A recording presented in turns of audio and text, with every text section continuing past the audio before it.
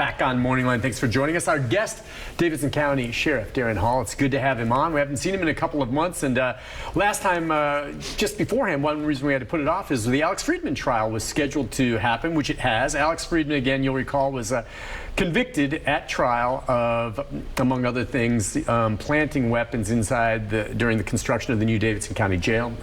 It was a vandalism charge, but a felony vandalism, you know, the way it played out. Convicted, I think, at this trial, and you'll recall, we covered it. It's not gavel to gavel, we covered it. I think that may have been the quickest jury deliberation of any trial I have done, and we've done a lot gavel to gavel, as you well know, not just here, but outside Davidson County.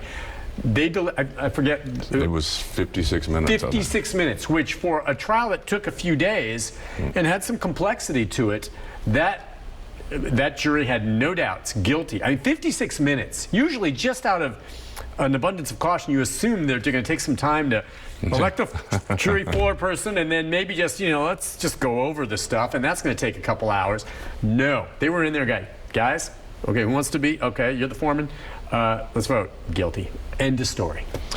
Yeah, Nick, I've never been in this seat. I've never been in this role in a trial. You testified. I mean, technically, the victim. I was representing the victim, if you want to say it that way. And so I've never been there. I've been in many trial versions of things, but I've never been in this role. And I have to say, there was anxiety about, I mean, are there 12 people in the country that agree on anything? Can you get 12 people to watch? Yeah, so you're sitting there going, man, to me, and we lived this thing, and we believed wholeheartedly that he was guilty. We knew that, but you know, who knows? And so when they go away, I leave the courtroom and drive across the bridge to my office, which is right in East Nashville. I drive across the bridge, get into my office and sit down, and they say, we have a verdict. And I went, what? So we get back in the cars and drive right back over there. And of course, you go back and forth. You're thinking, well, surely if it's as fast, typically it means guilt. Absolutely. When I heard that, I said he's toast. I thought so too. But I mean, boy, you just, you know, but yeah, you know, the DA's office did a really good job. They're skilled at that role. But I won't, and they've said this to me, the DA's office. So I really, our staff deserve the credit. And what I mean by that is, we watched over 2 million hours of footage. 2 million hours. The cameras are rolling from August, and we had to watch every bit of that just to get people to listen to us, because it didn't sound significant, right? Keys were missing. And to get people to understand it, I mean, look, a lot of these were my friends, I mean, but I knew we were in trouble when Alex Friedmann's mask was taken off. Keep in mind, he was wearing a mask before COVID. And so when the mask was on this man and we pulled it off, and I know Alex Friedmann, the minute that happened, I knew. I had no idea where we're going. I knew we were at some sinister plot. I have no idea if it was he didn't want the keys or something else. Why is he doing this? Why is he in film doing other things? And when you start watching, you have to watch everything to figure out what all is involved here before we ever put a staff or an inmate to work there. And over 2 million hours. I mean, you just can't understand. I would walk in the building, it was an empty building, but we had staff assigned to every computer we could put our hands on, monitoring footage of 600 different cameras, just to see, do we see him in this track? If you saw him, you would forward that to our IT section, and then they would splice that together with every place he went. That's why we ended up seeing the highlights at trial. That's right. Which is what you caught, where he was doing the sinister thing of, it's just incredible, of planting the weapons, and then you had to go back through and recover the weapons. I mean, look, and Ben Raven, who was his attorney, and his father David, both well known in the community, did the best they could with, in my opinion, the argument that they made was the only one they could come up with. And if they were candid, and they haven't told me this, I think they'd say, look, this was our Hail Mary. You guys had him. You had him. And I know you're worried until with a jury coming back, but you had him. Well, it was definitely him. We definitely could prove, you know, that it was him doing what turned out to be, you know, there's things that came out in the trial that up until then the public didn't know. He paid a person in 2015 to teach him how to do this. A month after I stood on the courthouse steps with Mayor Carl Dean and announced that we need to go build a new jail. A month after that, he goes and pays somebody to teach him how to build. They built a bricko block, cylinder block building, so he practiced.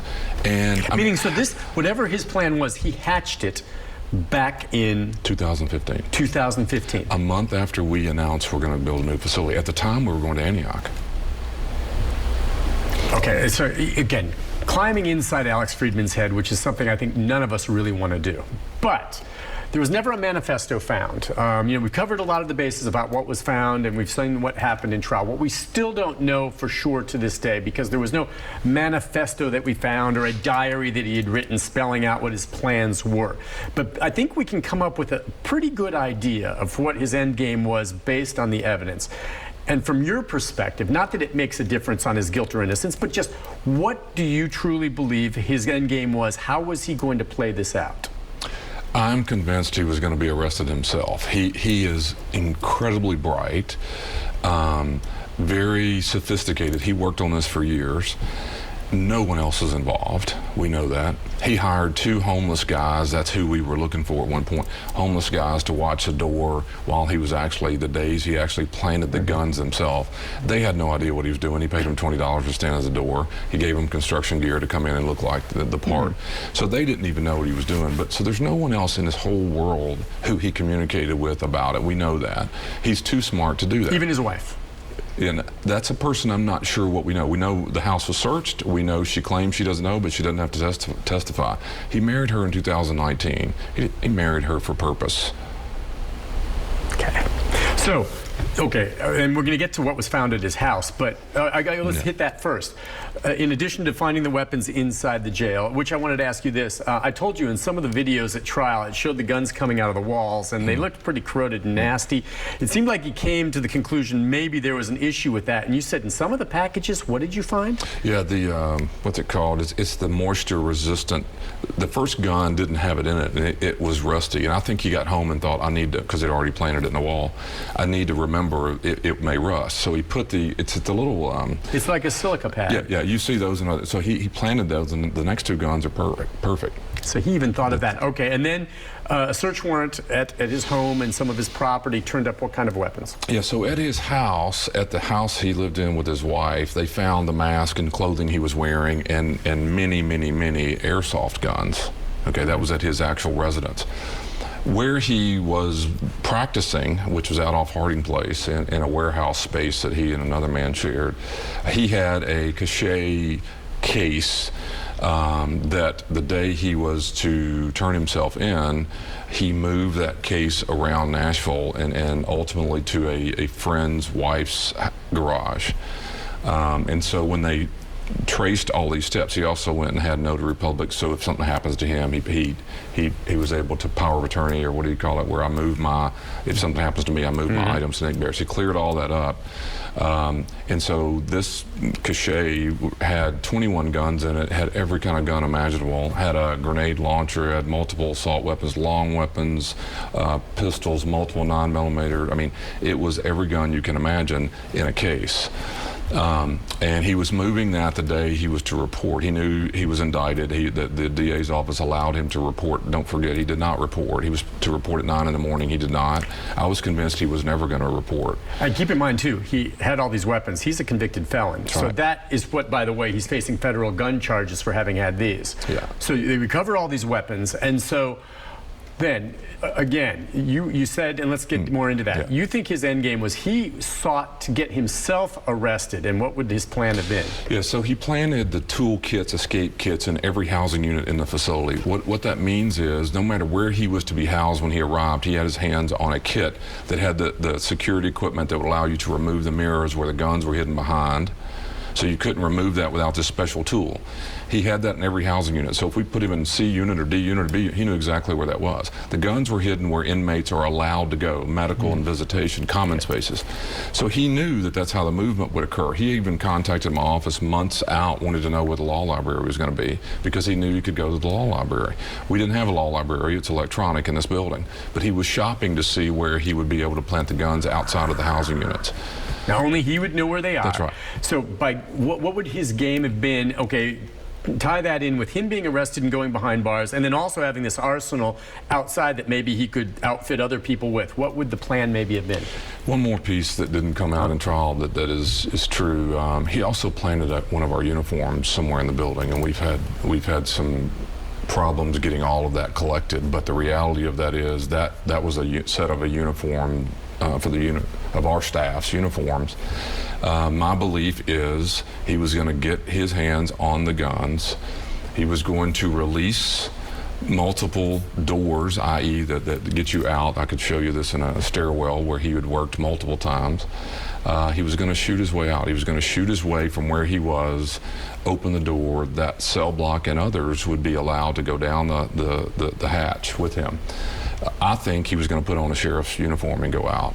And then I believe those weapons, that were 21 of those in this cache, was going to either be brought or he was going to get his hands on that to supply the rest of the people he was getting out of jail. So he would have had a jailbreak with all of these other inmates. They'd go out with him, and then he'd arm them, and then there would be a huge gun battle. There's just no other reason for him to collect all of those types of weapons. He can't go shoot them. He can't legally even have them. So he's already illegally doing something with guns, and he wasn't swapping and trading them as a business, so that couldn't happen. Everything else, he was never going to share his plans. Keep in mind, we record phone calls. He can't call it. Inmate calls home and says, hey man, he's not going to do that. When he was arrested the very first time, he had not the diary, but he had on a sheet of paper where everything was, and he ate it. Because he knew that he was about to be arrested, and where that stuff was located, he had no idea we'd seen him do a lot of this. Well, eventually we figured out. At that moment, he doesn't think we know. So there's a lot to it, and there's just absolutely no way he would have done 5 years of work and just maybe an inmate to find a gun? No. Is he going to communicate to an inmate? No. Is he going to tell the person on the way in, hey, here, you couldn't have, I couldn't tell you right now where to go get the stuff. He had to do it himself. He had to do it. And I believe if he's inside, he could orchestrate however many people he want to go with him. That's all up for grabs. I mean, I don't think you'd put all of that in there for one person to go out. You would never put a loaded gun in there without going to use it. Our staff don't have guns.